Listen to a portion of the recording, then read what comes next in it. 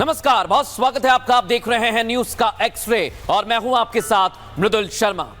और आज दर्शकों आपको बताऊंगा एक ऐसी खबर जिसे देखकर आप चौंक जाएंगे, हैरान रह जाएंगे। आपको विश्वास नहीं होगा कि ऐसा भी हो सकता है, लेकिन ऐसा हो रहा है दर्शकों। छोटी छोटी बच्चियों के साथ धर्मांतरण का गैंग है, वो खेल रच रहा है। लेकिन आज उस गैंग को एक्सपोज करेंगे, उसका पूरा एक्सरे करेंगे, क्योंकि ये हिंदू बच्चियों को फंसाते थे, बरगलाते थे, पैसा लूटते थे और फिर धर्म बदलवाते थे। ये खबर कहां से आई है और इसके बाद क्या एक्शन लिया जा रहा है, एक एक चीज आपको बताएंगे। इसके बाद आपको लेकर चलेंगे महाराष्ट्र, जहां नासिक में मजार पर बुलडोजर क्या चला, भाईजान की भड़काऊ ब्रिगेड आ गई है और वो लगातार सवाल खड़े करने लगी है प्रशासन पर। लेकिन आज उनको बताएंगे कि कार्रवाई ठीक की जा रही है। एक एक चीज, एक एक रिपोर्ट आज आपको वहां से दिखाने वाले हैं। इसके बाद लेकर चलेंगे महाकुंभ, क्योंकि महाकुंभ में एक ऐसा रिकॉर्ड बनने जा रहा है जो अब तक नहीं बना, ना किसी ने सोचा, ना किसी ने देखा। लेकिन अब इंतजार रिकॉर्ड नंबर्स का है। लेकिन सबसे पहले देखते हैं आज की हेडलाइंस।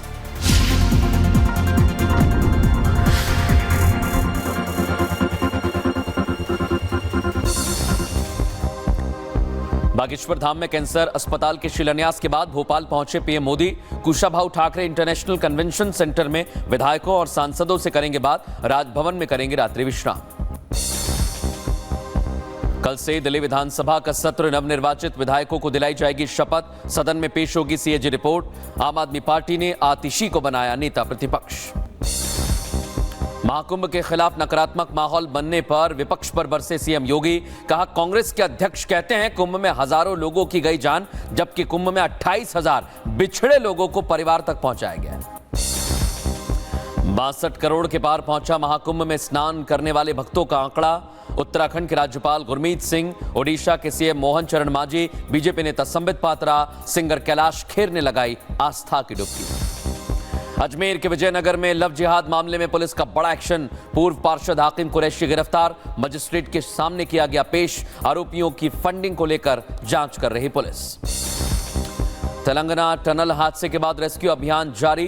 गाद के चलते लोगों को टनल से निकालने में हो रही है दिक्कत। 8 लोगों तक पहुंचने में दिक्कत आ रही है। एनडीआरएफ, एसडीआरएफ और सेना के जवान जुटे हुए हैं।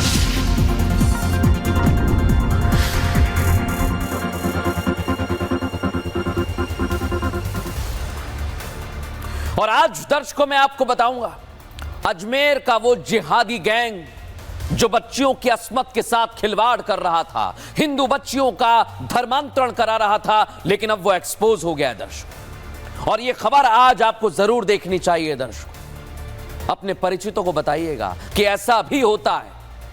अजमेर में नाबालिग लड़कियों के धर्मांतरण का खेल चल रहा है दर्शकों। और ये खबर आपने सुनी होगी।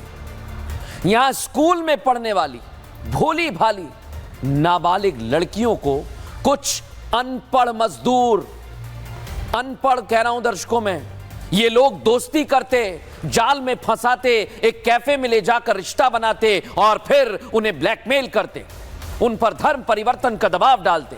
और इस रैकेट के खिलाफ दिन हो या रात अजमेर के ब्यावर में सड़क पर लोग उतर आए हैं दर्शकों। तस्वीर देखिए जरा आप, दिन रात प्रदर्शन कर रहे हैं। उनका कहना ये सब नहीं चलेगा। इंसाफ के लिए जुलूस तक निकाल रहे हैं दर्शकों। चक्का जाम तक इन लोगों ने किया है, क्योंकि इन्हें इंसाफ चाहिए।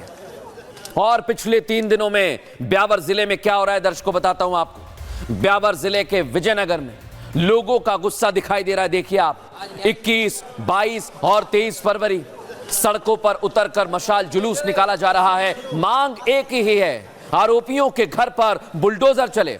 जिन लोगों ने बेटियों की अस्मत के साथ खिलवाड़ किया उन पर एक्शन होना चाहिए। और जब तक ये मांग पूरी नहीं होगी, ये आग ठंडी नहीं होने वाली। लव जिहाद कांड के बाद ब्यावर में व्यापारियों ने बाजार बंद करने तक का फैसला लिया दर्शकों। और ये सोचिए जरा आप, कैसे खेल चल रहा था। हमारे सहयोगी सागर ग्राउंड जीरो पर मौजूद हैं, वहां से उनकी रिपोर्ट दिखाते हैं। लोगों ने बंद बुलाया था। ये बाजार में पूरी तरह से सन्नाटा पसरा हुआ था, लेकिन अभी भी यहाँ पर लोग गुस्से में हैं। अगर बड़ी कार्रवाई नहीं की गई इस पूरे लव जिहाद मामले में, जिसमें लगभग 10 आरोपी गिरफ्तार किए गए हैं, लेकिन अब यहाँ के लोग कितने गुस्से में हैं, कुछ बातें बता रहे हैं। थोड़ा इनकी कार्रवाई, कठिन कार्रवाई कराई जाए, इनको फांसी हो। कि सर सीबीआई जांच कराए सर, बाकी तो जांच होनी नहीं कभी। सबको जल्द से जल्द पकड़ना चाहिए और उनको फांसी की सजा होनी चाहिए। उनको तुरंत बुलडोजर चले जाए, उनको नष्ट कर दिया जाए और उनको जल्दी से जल्दी फांसी होनी चाहिए। लेकिन अब दर्शकों सवाल यही बना हुआ है कि आखिर ये गैंग कहां से आया? धर्मांतरण गैंग का मास्टरमाइंड आखिर कौन है?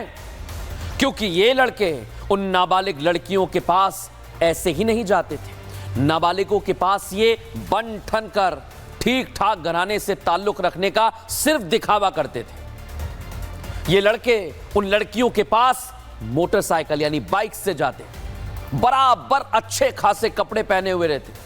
तो सवाल ये दर्शकों कि ये पढ़े लिखे नहीं है, ना इनके पास कोई नौकरी है, ना कभी ये स्कूल गए हैं, तो भाई इनके पास पैसा आता है तो आता कहां से है? और इस गैंग के पीछे कौन काम कर रहा है? सोचिए जरा, दिमाग लगाइए आप दर्शकों। और अब तक आपको पता है इस मामले में 10 आरोपियों की गिरफ्तारी हो गई है।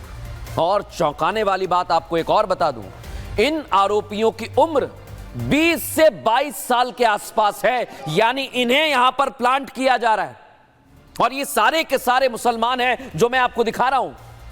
ये हिंदू बेटियों को निशाने पर लेते हैं। जब इन आरोपियों को, इन लोगों को, ये जो दिख रहे हैं, इन्हें कोर्ट में पेश किया गया, तब कुछ वकीलों ने वहां पर इन्हें पकड़ लिया दर्शकों और जमकर धोया इन लोगों को।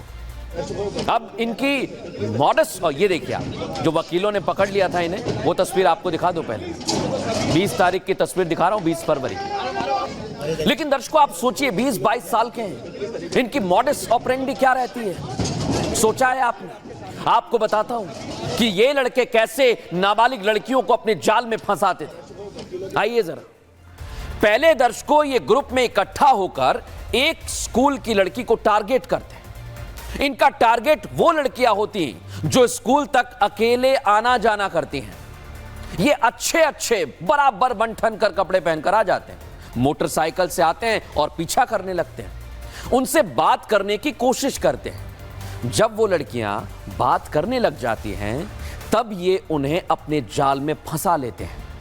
ये लड़कियों को मेड इन चाइना फोन देते हैं, मेड इन चाइना। इसकी जानकारी लड़की के घर वालों को नहीं होनी चाहिए, ये बोलते भी हैं। और इस फोन के जरिए वो, इनकी बात लड़कियों से लगातार होती रहती है। इसके बाद ये उस लड़की को पहले से तय एक कैफे में ले जाते हैं। आप सोचिए, कैफे मालिक भी इनके साथ मिला हुआ था।